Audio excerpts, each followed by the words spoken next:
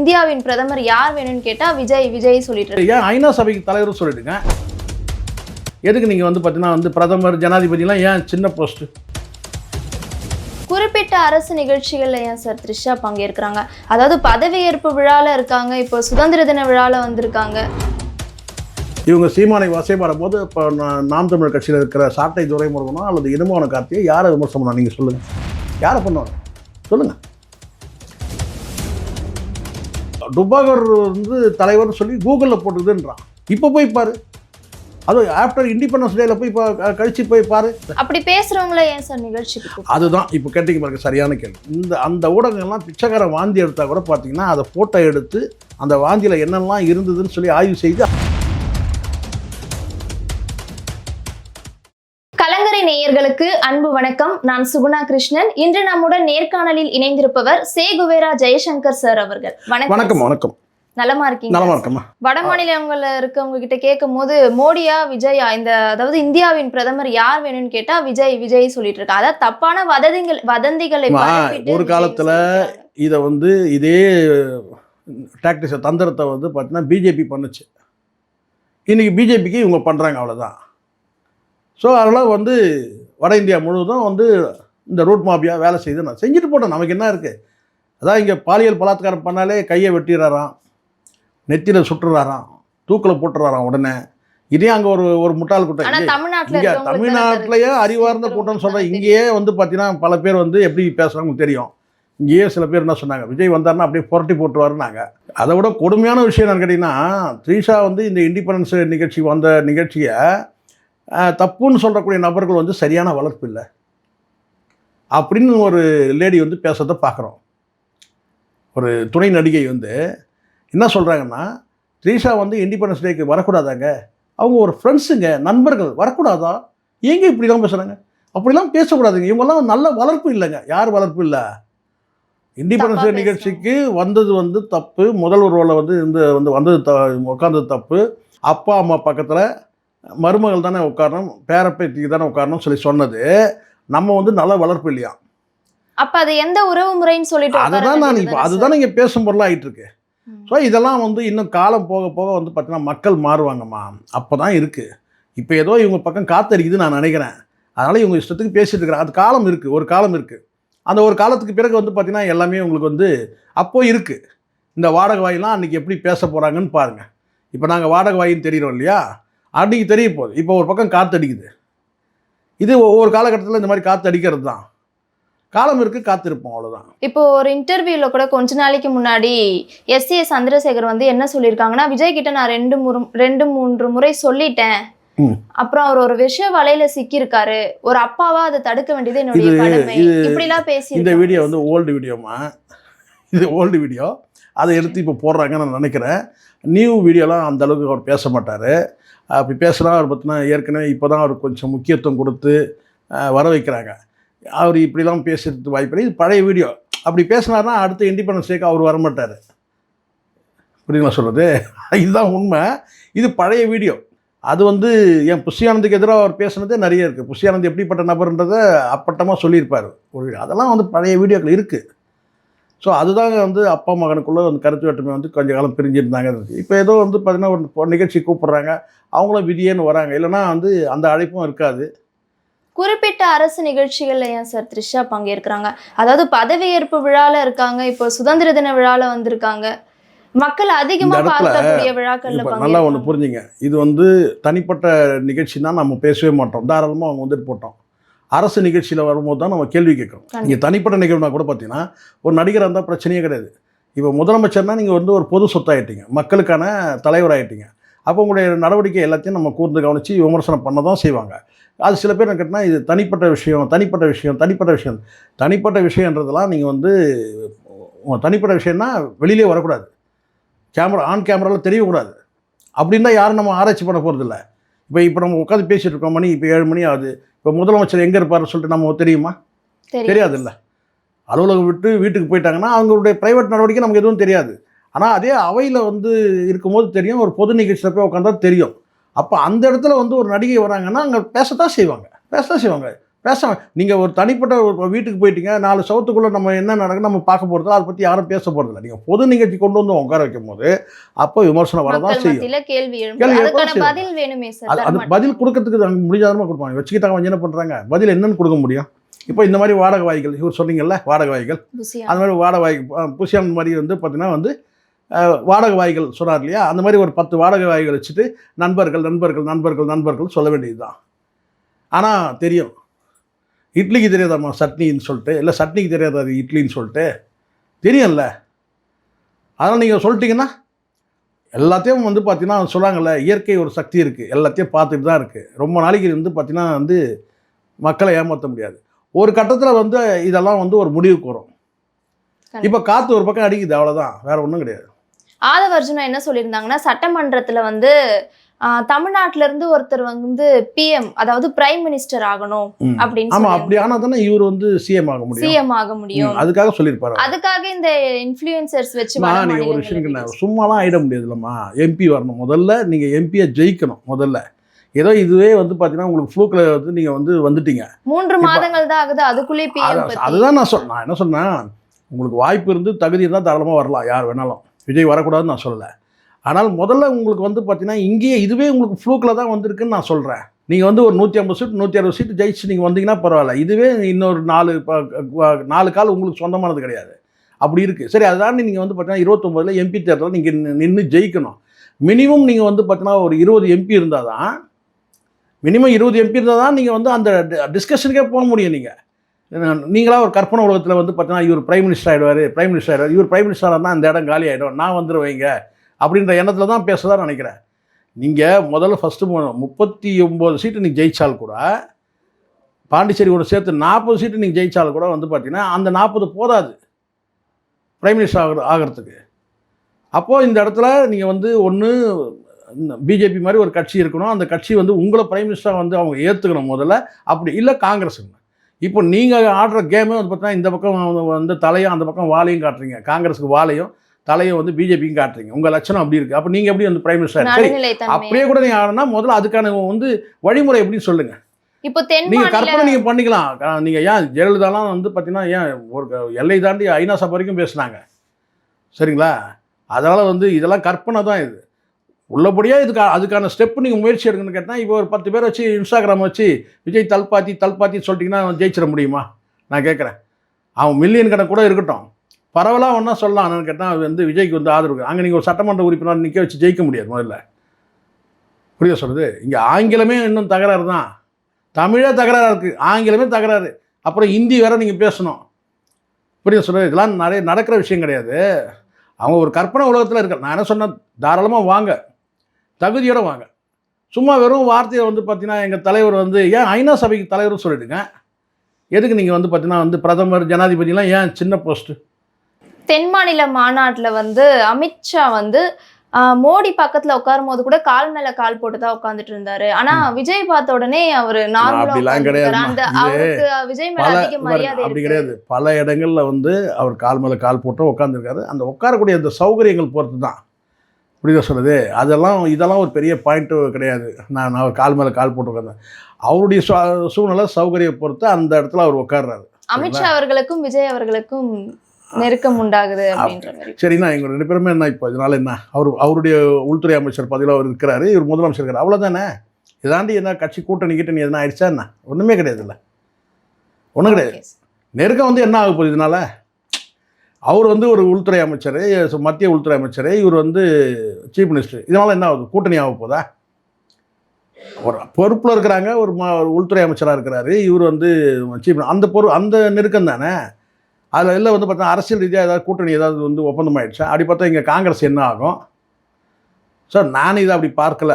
இது வந்து என்னென்னு கேட்டால், இவர் வந்து சில பேர் கேட்குறாங்க, ஏங்க அவர் அவருக்கு வந்து துணைத் தலைவர் பதவியை கொடுத்துட்டாங்கன்னு சொல்கிறாங்க. இந்த தென்மண்டல முதலமைச்சர்கள் மாநாட்டில் வந்து துணைத் தலைவர் இது சில பேர் புரியாமல் பேசுகிறாங்க. எங்கே நடக்குதோ, எந்த ஸ்டேட்டில் நடக்குதோ அந்த ஸ்டேட்டில் இருக்கிறவங்களுக்கு வந்து பார்த்தீங்கன்னா துணைத் தலைவர் பதவி கொடுக்கும். கோவளம்ல நடந்திருக்கு. இது வந்து தமிழ்நாடு ஸ்டேட்டில் நடந்ததுனால அந்த இடத்துல வந்து அந்த துணைத் தலைவர் பதவியை கொடுக்குறாங்க. இதை இப்போ ஆந்திராவில் நடந்துச்சு வச்சுங்க, விஜய் கொடுப்பேன். நீங்கள் ஆந்திராவில் நடந்து விஜய் கொடுத்துட்டீங்கன்னா நீங்கள் சொல்லலாம். எந்த ஸ்டேட்டில் நடக்குதோ அந்த ஸ்டேட்டை சார்ந்த முதலமைச்சருக்கு துணைத் தலைவர் பதவி கொடுப்பாங்க, அவ்வளோதான். அந்த இம்பார்ட்டன்ஸ் இருக்கும், அவ்வளோதான். ஏன்னா இது தமிழ்நாட்டில் நடக்குது, இல்லை ஆந்திரா நடக்குது, இல்லை வந்து தெலுங்கானா நடக்குது, இல்லை வந்து கேரளா நடக்குது அப்படின்னா அப்போ அந்த இடத்துல நீங்கள் வந்து யார் வந்து முதலமைச்சராக இருக்காங்களோ அவங்களுக்கு வந்து பார்த்தீங்கன்னா அந்த துணைத் தலைவர் பதவி கொடுப்பாங்க. இப்படி தான் நான் காலையில் கேட்டதுக்கு விளக்கம் வந்துச்சு. விவாத மேடை அப்படின்ற ஒரு நிகழ்ச்சியில நாஞ்சில் சம்பத் அவர்கள் பங்கேற்றிருந்தாங்க. அது ஒரு சர்ச்சையாச்சு. அவரை வந்து பொளக்கப்பட்டார், தாக்கப்பட்டார் அப்படின்ற ஒரு வார்த்தைகள் எல்லாம் இல்லை, அவருக்கு இது எனக்கு தெரிஞ்ச வரைக்கும் சொல்கிறோம்னா ஒரு 5000 ரூபாய்க்கு 10,000 ரூபாய்க்கு வந்து ஒரு தலைமை கழக பேச்சாளர் தான் தொடங்கினார். ஏன் என்ன சொல்லப்போனால் 500 ரூபாய்க்கு 300 ரூபாய்க்கெல்லாம் பேச ஆரம்பித்தவர் தான் தலைமை கழக பேச்சாளர். இன்றைக்கி வந்து திராவிட கட்சிகள்கிட்ட 5000 10,000 வாங்கி தான் தன்னுடைய வாழ்க்கையை வந்து வச்சுட்டாரு. ஆரம்ப காலம் அவருடைய வாழ்க்கை வந்து மளிகை கடை தான் வச்சுருந்தாங்க, வீட்டு வாசலில் மளிகை கடை தான் இப்போ கூட இருக்குன்னு கேள்விப்பட்டேன். அப்படி தான் அவர் வாழ்க்கை. இந்த திராவிட இயக்கங்களில் வந்து பார்த்திங்கன்னா அவர் வந்து இந்த டிஜிட்டல் ஊடகம் இல்லாத காலகட்டத்தில் வந்து பயணிக்கும் போது பேசின வார்த்தைகள் வேறு. இப்போ இந்த டிஜிட்டல் ஊடகங்கள் வந்த பிறகு பார்த்திங்கன்னா அந்த வார்த்தை பிரயோகம் மாறணும். நான் பெரிய இலக்கியவாதி அப்படின்னு சொல்லிக்கிறது பெருசு இல்லை, இலக்கியவாதி மாதிரி பேசணும். அப்போ நான் இலக்கியவாதின்னு சொல்லிட்டு ஆபாசமாக பேசினா செருப்படி தான் விழும். அப்போ நீங்கள் நான் இந்த இடத்துல நாங்கள் வேறு தெரியுமா, நாங்கள் ஆளுங்கட்சி அப்படின்ற அந்த திமிரோடு நீங்கள் வந்து ஆபாச வார்த்தைகள் பேசும்போது இது நடக்கும். இப்போ கடந்த ஊடகங்களில் ஒரு நாள் பேசும்போது பார்க்குறேன், இது வரைக்கும் சீமான் அவர்கள் வந்து நாஞ்சில் சம்பத்து குறித்துலாம் பேசுனதே கிடையாது, அவர் ஒரு பொருட்டாகவே மதித்ததே கிடையாது. ஆனால் வந்து சில்லறை பையன் சீமான்னு சொல்லிட்டு ஒரு ஊடகத்தில் பேசுகிறார். ஒரு கட்சியின் தலைவரை எப்படி நீங்கள் அப்படி பேசுவீங்க, சில்லறை பையன் சீமான்னு சொல்லிட்டு? அப்போது நான் என்ன சொல்கிறேன்னா, சாட்டை துரைமுருகன் பேசுனா சாட்டை துரைமுருகன் பேசுங்க. ஒரு கட்சியோட தலைவரை வந்து பார்த்தீங்கன்னா நீங்கள் போகிற போக்கில் நீங்கள் இழிவாக எப்படி பேசுவீங்க? சரி, அதுக்கப்புறம் உங்களை வந்து பார்த்தீங்கன்னா வந்து ஒரு விவாத மேடைக்கு கூப்பிட்றாங்கன்னு வச்சுக்கோங்க. அங்கே நீங்கள் என்ன செய்யணும், வந்து பொதுமக்கள் கிடையாது, பொதுமக்களும் பார்க்குறாங்க. அதான் அந்த நிகழ்ச்சி நோக்கம். பொதுமக்கள் வீடியோ மூலமாக பார்க்குறாங்க. காரணம் அங்கே உட்காந்துருக்கிறவங்க கட்சியை சார்ந்தவங்க உட்காராங்க, எல்லா கட்சியை சார்ந்தவங்க உட்காந்துருக்குறாங்க. யாரெல்லாம் அங்கே பேச்சுவார்த்தைக்கு பேசுறதுக்கு வந்திருக்கிறாங்களோ அந்த கட்சியை சார்ந்தவர்கள் அங்கே வந்து உட்காந்துருக்காங்க. அப்போ அந்த இடத்துல நீங்கள் வந்து பேசும்போது ஆபாசமாக வந்து அதுவும் அருவருக்கு தகுந்த ஒரு வார்த்தையை நீங்கள் பேசுகிறீங்கன்னா அப்போ அங்கே கொந்தளிக்க தானே செய்வாங்க, கொந்தளிக்க தானே செய்வாங்க. அது தவறு இல்லை. அது இவ்வளோ வந்து கிட்டத்தட்ட 70 வயசு ஆகுது, இவ்வளோ வளர்ந்து வந்து மண்டையில் ஏதாவது இருக்கா சொல்லுங்கள்? ஒரு ஆபாச வார்த்தையை இந்த இடத்துல பேசினா, ஒரு தலைவரை குறித்தோ அல்லது வந்து கெட்ட வார்த்தையை அருவருக்கு தகுந்த வார்த்தையை நீ பேசினா அங்கே அமைதி காக்க மாட்டாங்கல்ல. இப்போ நமக்கு என்ன, நம்மளை யார் எதுவும் பண்ணிட முடியாது அப்படின்னாலும் நமக்கு அரசு இருக்குது, அரசு வந்து காவல்துறை இருக்குது, நமக்கு சப்போர்ட் பண்ணாங்கன்னு நினைக்கிறீங்க. ஆனால் சட்டம் அப்படி கிடையாது. இப்போ சட்டமே இல்லை. இப்போ வந்து பார்த்தீங்கன்னா உங்களை ஓட விட்டாங்கல்ல, கிட்டத்தட்ட 4 மணி நேரம் ஜெயிலில் இருந்த மாதிரி தானே இருந்திருக்கிறீங்க, வெளியில் வர முடியலல்ல. அப்போ இது எதனால்? அப்போ கண்ணிய குறைவாக பேசக்கூடாது. வன்ம பேச்சு யாரை வேணால் விமர்சிக்கலாம், ஆனால் கண்ணிய குறைவாகவும் வன்மத்தோட பழி தீக்கணுன்ற எண்ணத்தோட கெட்ட நோக்கத்தோட நீங்கள் விமர்சிக்கக்கூடாது. உங்கள் விமர்சனம் வந்து பார்த்தீங்கன்னா வந்து பலர்னு அடித்த மாதிரி கூட இருக்கணும். ஆனால் ஒரு ஆழமாக வந்து பார்த்திங்கன்னா வந்து ஒரு விஷமத்தனத்தோட சொல்கிறாங்களே, டாக்ஸிக்ன்றாங்கல்ல, விஷமத்தனத்தோடு வந்து நீங்கள் வந்து ஒரு கருத்து நீங்கள் சொல்கிறதும் சரி, இல்லை ஆவேசமாக வந்து பார்த்தீங்கன்னா ஒருத்தரை வந்து ஆபாசமாக திட்டுறதும் சரி, ரெண்டும் ஒன்று தான். அப்போ உங்கள் கருத்து எப்படி இருக்கணும்? நார்மலாக வந்து பார்த்தீங்கன்னா உங்களுடைய பேச்சுக்கள் எல்லாமே இருக்கணும். யாரும் முகம் சுளிக்கிற அளவுக்கு பேச்சு இருக்கக்கூடாது. முகம் சுளிக்கிற அளவுக்கு என்னங்க இந்த மாதிரி ஒரு அவ்வளோ ஆபாசமாக அசிங்கமாக பேசுகிறோம் அப்படின்ற ஒரு இது இல்லை. அப்படி பேசுகிறவங்கள ஏன் சார் நிகழ்ச்சிக்கு? அதுதான் இப்போ கேட்டீங்க பாருங்க, சரியான கேள்வி. அந்த ஊடகங்கள்லாம் வந்து பார்த்தீங்கன்னா பிச்சைக்காரன் அப்படி கிடையாது. அந்த ஊடகங்கள்லாம் பிச்சைக்காரன் வாந்தி எடுத்தால் கூட பார்த்தீங்கன்னா அதை ஃபோட்டோ எடுத்து அந்த வாந்தியில் என்னெல்லாம் இருந்ததுன்னு சொல்லி ஆய்வு செய்து அதை ஒரு வீடியோ போடக்கூடிய ஊடகங்கள் அது. நீங்கள் ஏதோ நம்ம ஊடகம் மாதிரி நீங்கள் நினச்சிங்க போல இருக்குது. நம்ம ஊடகம் மாதிரி வந்து ஒரு நெறிகளை பின்பற்றக்கூடிய ஊடகங்கள் கிடையாது. அந்த ஊடகங்கள்லாம் கார்ப்பரேட் ஊடகம்னு சொல்கிறான். அவன் நோக்கமே என்னன்னு கேட்டிங்கன்னா, காலையில் வந்து 2 கேமரா கொடுத்து அனுப்பிச்சிடுவான், அவ்வளோதான். ஒரு ஆங்கர் போட்டு என்னென்னா நீ எதையாவது வீடியோ எடுத்துகிட்டு வா, பிச்சைக்கார வாந்தியத்தெல்லாம் எடு, என்ன இருந்தாலும் எடுத்துகிட்டு வா, ஒரு வீடியோ கூட வா. அந்த மாதிரியான ஊடகங்கள் வந்து பார்த்தீங்கன்னா டிபேட்ன்ற நிகழ்ச்சியில் அங்கே வந்து பார்த்தீங்கன்னா நெறியாளர் போடுவான். அவனுக்கு வந்து பார்த்தீங்கன்னா வந்து எந்த நெறியும் அவனுக்கு தெரியாது. அவனுக்கு தெரிஞ்சதெல்லாம் வந்து பார்த்தீங்கன்னா வந்து இந்த பக்கம் வந்து தலையை பார்த்துட்டு நீங்கள் பேசுங்க அவ்வளோதானே தவிர நெறிப்படுத்துறதுன்னு ஒன்று இருக்குது. நெறியாளர்னா நெறிப்படுத்தணும், பேசுகிறவங்கள கட்டுப்படுத்தணும். ஆமாம், இதுக்கு முன்னாடி ஊடகத்தில் அப்படி தான் வந்து பார்த்தீங்கன்னா வந்து சீமானை வந்து பார்த்தீங்கன்னா வந்து டுபாகூர் தலைவர்னு சொல்லி கூகுளில் இருக்குதுன்னு பேசலாம் ஒருத்தன். கூகுளில் வந்து டுபாகூர் வந்து தலைவர்னு சொல்லி கூகுளில் போட்டுதுன்றான். அப்போ அதே கூகுளில் போய் பாரு, இப்போ போய் பாரு, அதுவும் ஆஃப்டர் இண்டிபெண்டன்ஸ் டேயில் போய் கழிச்சு போய் பாரு, இப்போ பாரு, இண்டிபெண்டன்ஸ் டேக்கு முன்னாடி கூட நீ பார்த்துருப்ப. அப்போ தற்கொலைன்னு தான் போட்டுருந்துச்சு உங்கள் தலைவரை. இப்போ போய் பார் கூகுளில் திரிஷா புருஷன் போட்டு வச்சிருக்கு. பேசலாமா? தப்பு இல்லையா? அப்போ நீங்கள் அங்கே வந்து என்ன வந்து ஊடக நெறியாளர் நான் கேட்குறேன், தப்பு இல்லையா? நான் என்ன கேட்குறேன், ஒரு தலைவரை நீங்கள் கருத்தியல் ரீதியாக நீங்கள் வெற்றி கொள்ள பாருங்கள். இத்தனை வருஷங்களா புகழ்பெற்ற ஒரு அரசியல் கட்சி, அதுதான் நான் சொல்றேன். இந்த நபர் கடந்த காலத்தில் எத்தனையோ இடங்களில் வந்து சீமானை வந்து பார்த்தீங்கன்னா வசைபாடி இருக்கிறார். இவங்க சீமானை வசைபாடும் போது இப்போ நாம் தமிழர் கட்சியில் இருக்கிற சாட்டை துரைமுருகனோ அல்லது இனமான கார்த்தியை யாரை விமர்சனம் பண்ணா நீங்கள் சொல்லுங்கள், யாரை பண்ணுவாங்க சொல்லுங்கள்? நீங்கள் சீமானை நீங்கள் வந்து நீ வந்து புஷியானந்த் லாங்குவேஜ் சொன்னால் நீ ஒரு வாடகை வாய். யார்? நாஞ்சி சமூகம். யாருக்கு வாடகை? தாவேக்கால வாடகை வாங்கின்னு பேசுகிறாள். இதெல்லாம் உண்மை, எல்லாருக்கும் தெரிஞ்சது தானே. கட்சி நிர்வாகியே சொல்லுவாங்க, காசு வாங்கின்னு வந்து பார்த்தீங்கன்னா அன்றைக்கி 5000 வாங்கினேன், இன்றைக்கி 50,000 வாங்குறேன், காசு வாங்கின்னு பேசுகிறேன். அப்போ நீ வாங்கி பேசும்போது ஒரு நிமிஷம், நீங்கள் வாங்கி பேசும்போது அங்கே யாரை வந்து இழிவாக பேசுகிறேன்னு கேட்டால் சீமான் வந்து சில்லறை பெயன்ற ஒரு கட்சியின் தலைவர், 16 ஆண்டு காலம் வந்து ரத்தமும் வேர்வையை சிந்தின ஒரு தலைவரை நீ வந்து சீமானை வந்து நீ வந்து பார்த்தீங்கன்னா ஒருமையில் வந்து அவன் இவன் பேசுறது, அதுதான் நீ வந்து பார்த்தீங்கன்னா வந்து சில்லறை பெயன் பேசுறது. அப்போ இடும்பாவன கார்த்திக்கும் வந்து சாட்டை தூக்கணும் உப்பு போட்டு சோறு தின்னக்கூடியவங்க என்ன பண்ணுவாங்க? உன்னை செருப்பால் தான் அடிப்பாங்க. அது வார்த்தையால் அடிக்கிறாங்க, வார்த்தையால் அடிக்கிறாங்க. நீங்க பண்ணதை திருப்பி பண்றாங்க. இப்போ இன்னைக்கு வந்து பார்த்தீங்கன்னா வந்து நீ ஒரு ஊடகத்தில் உட்காந்து பாதுகாப்பாக பேசிட்டேன். இன்னைக்கு போய் அங்கே போய் பேசணும் டிஎம்கே வந்து டிஎம்கே தான் அவர் வந்து பேசும்போது தான் அந்த ஆபாச வார்த்தையை வச்சு நீ பேசியிருக்க. இன்னைக்கு உடனே உனக்கு அதுக்கு அர்ச்சனை எப்படி கிடச்சிது பார்த்தீங்களா? உனக்கு மான இனம் இல்லை, ஏற்கனவே நான் தொடச்சிப்பேன்னு சொன்ன நபர் தான். ஆனால் உனக்கு இல்லை. ஆனால் அந்த கட்சிக்கு என்ன ஆச்சு? அப்போ இது வரைக்கும் இப்போ இந்த நிமிடம் வரைக்கும் ஒரு இன்ஸ்ட்ரக்ஷன், யாரும் வந்து கட்சியோட தலைமை கழக பேச்சாளர்கள் மற்ற ஊடகத்தில் பேசக்கூடிய நபர்கள் யாரும் ஆபாச வார்த்தைகளை பேச வேண்டாம். ஒரு அறிக்கை காட்ட சொல்லுங்க பார்ப்போம். ஒரு அறிக்கை காட்ட சொல்லுங்க, ஒரு இன்ஸ்ட்ரக்ஷன், ஒரு அறிவுறுத்தல் கட்சியில் வரைமுறை இல்லாத. அப்புறம் நீ வந்து புஷியானந்த வாடகை வாயின்னு பேசலாமா? அப்போ புஷியானந்த வாடகை வாயின்னு பேசலாமா? நீங்கள் சொல்லுங்கள். இந்நேரம் புஷியானந்த் என்ன செஞ்சிடணும்? யாரும் வந்து ஆபாசமாக அருவருக்கு தகுந்த வார்த்தைகளை பேசாதீங்க. தாவேக்கால் சார்பில். ஆமாம், தாவேக்கா சார்பில் இந்நேரம் நீங்கள் ஒரு அறிக்கை விட்டுருக்கணும்ல. உங்களால் அடி வாங்கிட்டாருங்க, சேர தூக்கி அடித்தாங்க, 4 மணி நேரம் சிறைப்படுத்தப்பட்டார். நீங்கள் மற்ற கட்சிக்காரர்களை போய் பேசுகிறீங்க, ஒரு பாத்ரூம் ஒழிஞ்சிருந்தார், கக்கூசில் ஒழிஞ்சிருந்தாரு பேசுகிறீங்க. உங்கள் ஆள் வந்து பார்த்தீங்கன்னா வந்து ஒரு 4 மணி நேரம் எங்கே இருந்தாருன்னு தெரிலங்க. அப்போ நீங்கள் என்ன செய்யணும்? இனிமேல் ஃபர்தராக யாரும் இதுதானமா வந்து இது ஜெயலலிதா கிட்ட நம்ம எதிர்பார்க்க முடியும். கண்டிப்பு. சொந்த கட்சியில் தப்பு செஞ்சாலும் அது கண்டிக்கிற இடத்துல அவங்க இருந்தாங்க. உங்களுக்கு அதுக்கான இல்லை. நீங்கள் வந்து பேசுகிறீங்க வாடகை வாயின்னு பேசுகிறீங்க. எந்த இடத்துல வந்து பார்த்தீங்கன்னா வந்து அடித்து விரட்டினாங்க நாம் தமிழர் கட்சியை சார்ந்த பேச்சாளர்களையோ அல்லது வந்து பார்த்தீங்கன்னா மற்ற கட்சிகள் பேச யாரை வந்து விரட்டினாங்க? இன்றைக்கி வந்து நாஞ்சில் சமத்து ஆளுங்கட்சி தாங்க, எல்லாமே உங்ககிட்ட இருக்குங்க. ஆனாலும் வந்து பார்த்தீங்கன்னா அவர் வந்து 4 மணி நேரம் வெளியே வர முடியலங்க. அப்போது இது தேவையா இது? அப்போது அளவெடுத்து பேசணும், அளவோடு பேசணும். அந்த மாதிரி பேசாதீங்க, யாரையும் வந்து ஆபாசமாக அருவருக்கு தகுந்த வார்த்தைகள் பேசாதீங்கன்னு சொல்லணும்ல.